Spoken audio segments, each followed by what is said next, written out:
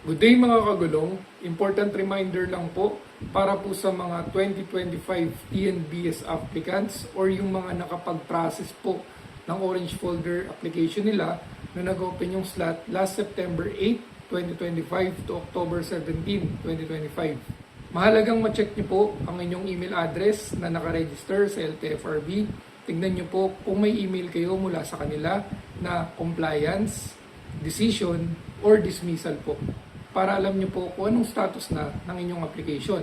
Kung meron po kayong kailangan i-comply dahil maaaring may kulang po kayo o maling na ipasang requirement, kung pwede nyo na po bang pick upin ang inyong CPC dahil okay na, or kung meron kayong dismissal na natanggap at kailangan nyo mag-motion for reconsideration.